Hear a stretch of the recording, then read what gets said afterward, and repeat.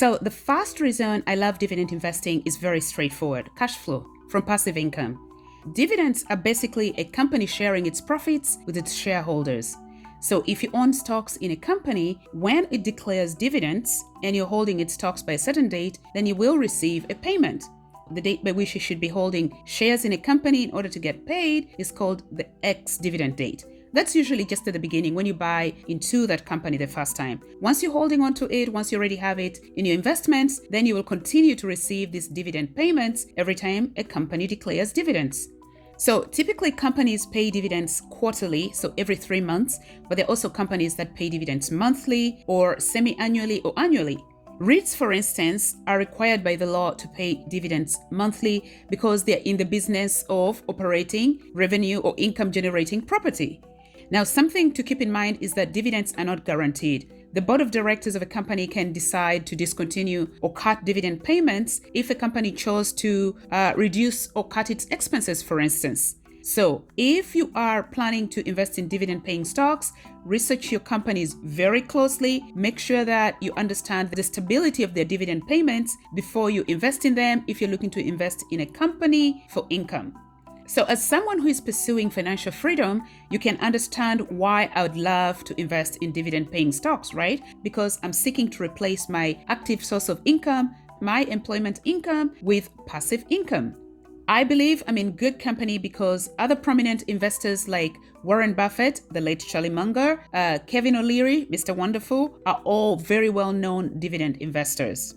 Now, while dividend income may seem very little initially when you first start investing, you just need to remain focused and stick with it, because soon enough, as you continue to contribute to your investment, your dividend income will start to grow to a point where it will replace income from other sources, especially the active sources of income, your employment or any other side hustles. Here's an example of how large dividend income can grow. In 2023 alone, Warren Buffett received $5.2 billion in dividend income from only 7 of his companies. So he received $1 billion from Bank of America. Occidental Petroleum paid him over $903 million. Chevron paid him $801 million. Apple paid him $790 million. Coca-Cola paid him $776 million, Kraft Heinz $521 million, and American Express paid him about $425 million in dividend income.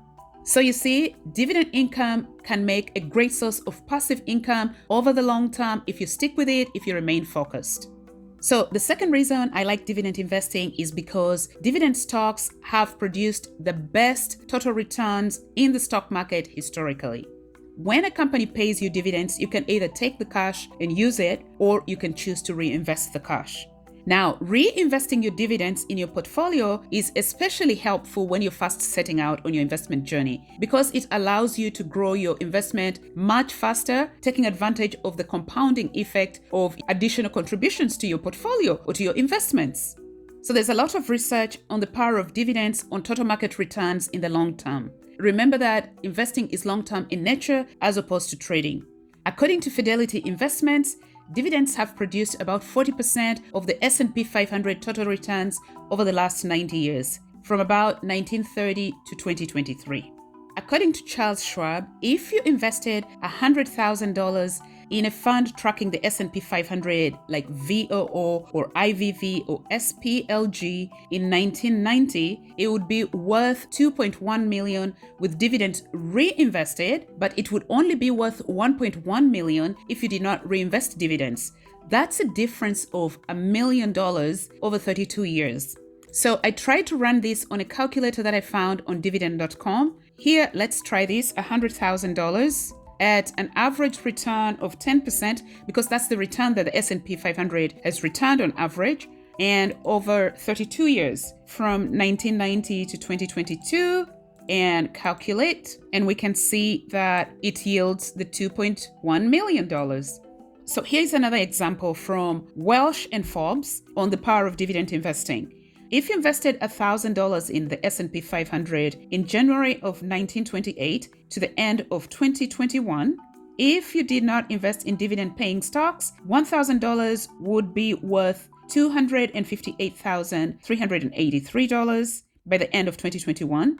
If you invested in dividend-paying stocks without reinvesting, that $1,000 would be worth $380,250. And if you invested in a dividend-paying stock or in a dividend position and reinvested the dividends, the $1,000 would be worth over $7 million by the end of 2021. So that's the power of dividend investing, but especially reinvesting dividends until such a time that your dividend income replaces your active sources of income. So the third reason I like dividend investing is because of lower risks. Granted, market risks will always remain, but dividend investing is kind of a defensive strategy of investing in the stock market. It's because most dependable, well-established dividend-paying stocks are what are also known as blue chip stocks. They are large, well-established companies that are dependable and have been paying dividends for a very long time. They have a record, large capitalization. Think companies like Coca-Cola, Johnson & Johnson, Procter & Gamble, AbbVie. You get the idea. So if you invest in dividend stocks that are well established, like dividend aristocrats, these are companies that have been paying and increasing their dividend consistently for at least 25 years. Those are called dividend aristocrats, or dividend kings, which are companies that have been paying dividends consistently and increasing their dividends for at least 50 years. Then dividend income is kind of guaranteed income because most of these companies, they have been tested and tried and they've paid dividends through highs and lows of the market. So you can be fairly assured that they'll continue to pay dividends over the long term. I personally tend to invest in blue chip stocks. So blue chip stocks, like I said, are those companies that are dependable with large market capitalization, like the big 5 banks in Canada: TD Canada Trust, Royal Bank, Bank of Montreal, Bank of Nova Scotia, CIBC have been paying dividends since the 1800s. So you can be fairly assured that they'll continue to pay dividends. So I invest in dividend stocks because of the security. Granted, you'll probably get lower capital appreciation, but that is something I'm willing to trade for the less decline during times when the market falls. So the third reason I like dividend stocks, lower risk in terms of reduced volatility. Last but not least, tax management and tax minimization. Dividend income tends to be taxed at a much lower rate than other forms of income. Compare it to employment income, for instance.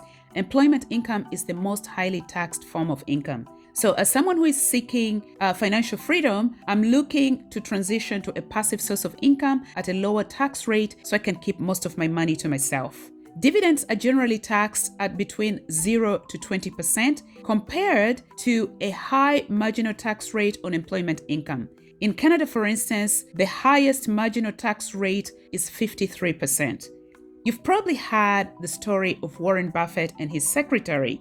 We found out in 2012 that Warren Buffett's tax rate is about 17.5%, while his secretary, Debbie, has a tax rate of nearly 36% because she earns employment income, and the bulk of Warren's income is from dividends, from his investments in the stock market. So aware that the wealthy are able to minimize their taxes by taking advantage of opportunities like this, investing in the stock market, something that is available to all of us, I've figured investing in dividend-paying stocks should be one of my tax minimization tools. Anyway, I hope you enjoyed this video and found it helpful. If you did, please consider liking and subscribing. Thank you for watching.